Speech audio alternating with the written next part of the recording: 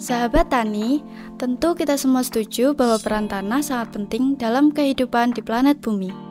Bukan hanya sebagai tempat manusia berpijak, namun tanah juga berfungsi sebagai penyimpan air dan unsur hara untuk proses budidaya tanaman dalam dunia pertanian.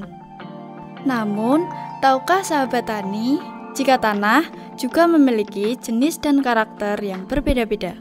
Pada umumnya, sahabat tani mungkin mengenal jenis tanah seperti tanah liat, tanah lempung, dan tanah pasir. Perbedaan tersebut yang menciptakan sebuah klasifikasi guna menentukan jenis tanah yang cocok untuk perkembangan suatu tanaman. Idealnya, tanah yang bagus untuk budidaya pertanian adalah tanah yang memiliki kelembapan sesuai dengan jenis tanaman, kondisi pH tanah yang netral, dan mempunyai KTK atau kapasitas tukar kation yang tinggi. Lalu, apa yang dimaksud dengan KTK? KTK merupakan suatu proses reaksi kimia dalam tanah yang sangat erat kaitannya dengan kesuburan tanah. Karena mengacu pada kemampuan unsur-unsur tanah dalam memegang unsur kimia hara dan menukar ion kation untuk memasok nutrisi pada akar tanaman. Pada umumnya, tanah bermuatan ion anion atau negatif, dan sebagian besar nutrisi yang dibutuhkan tanaman bermuatan ion kation atau positif.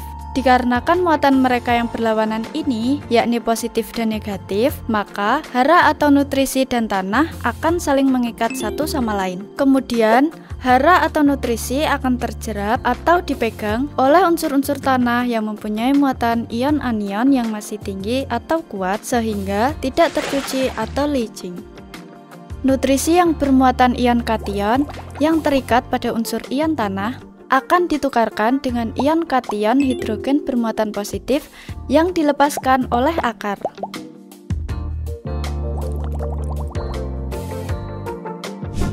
Nilai kapasitas tukar kation tanah dinyatakan dalam satuan centimoles muatan positif per kilogram. Dan nilai kapasitas tukar kation tanah yang sedang hingga kurang baik adalah kurang dari 25 centimoles per kilogram. Dengan kata lain, semakin tinggi nilai KTK tanah, semakin baik pula kemampuan tanah untuk menyimpan ion kation. Lalu, apakah nilai KTK ini bisa menjadi rendah? Tentu saja bisa. Kondisi ini akan terjadi apabila tanah telah jenuh dengan ion kation atau hidrogen bermuatan positif yang dilepaskan oleh akar. Dan oleh karena hal tersebut, ion anion atau negatif yang sebelumnya ada pada tanah menjadi ion netral atau tidak bermuatan ion. Hal ini yang disebut oleh sahabat-sahabat tani sebagai tanah sakit atau tanah yang sudah tua. Jika sudah terjadi hal tersebut, apa langkah yang paling tepat untuk menaikkan kembali nilai KTK tanah? Langkah yang paling tepat adalah memodifikasi kondisi tanah tersebut dengan cara memberikan soil improver. Dengan menambahkan material yang mengandung muatan ion anion atau negatif yang tinggi dan dicampurkan dengan tanah yang bermasalah. Pembenah tanah yang mengandung muatan ion anion atau negatif terbaik dan ekonomis adalah zeolit aktif. Untuk saat ini, zeolit aktif merupakan pembenah tanah yang harganya relatif lebih murah jika dibandingkan dengan pembenah tanah lainnya dengan material aktif yang berbeda.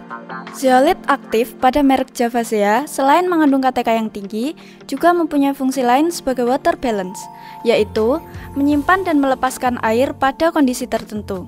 Yang artinya, tanaman sahabat tani akan mendapatkan kelembapan tepat saat dibutuhkan. Kemudian, sebagai nitrogen trapper atau menjerap unsur nitrogen agar pemakaian pupuk nitrogen lebih irit karena tidak menguap.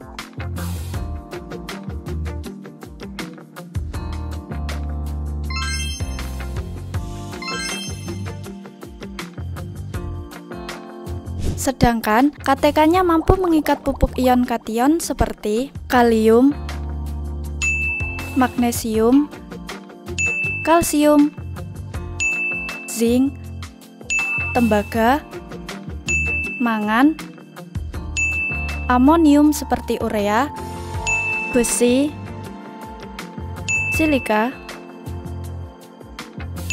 molibdenum, dan lain-lain.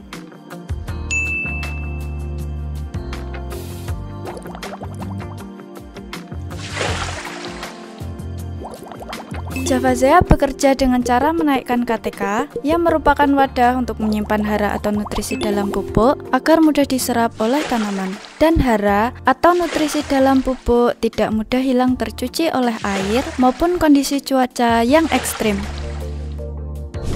Fungsi Javazea adalah memperbaiki kondisi tanah yang kehilangan kesuburannya, seperti tanah yang mengalami kerusakan fisik akibat dieksploitasi dengan penanaman bertahun-tahun maupun pembukaan lahan baru bekas hutan untuk pertanian atau perkebunan. Keunggulan lain memakai Javazea adalah menghemat biaya tanam karena mengurangi pemakaian pupuk nitrogen sampai 40%, pupuk NPK sampai 30%, dan pupuk mikro sampai dengan 20%. Hal ini juga membuat pertanian akan menjadi lebih ramah lingkungan, pengeluaran untuk bahan kimia berkurang, dan hasil panen menjadi meningkat. Javazea juga dapat berperan sebagai agen koreksi pH tanah, di mana tanah yang ber-pH asam dapat kembali menjadi pH normal, sehingga tidak memerlukan kapur pertanian atau dolomit lagi.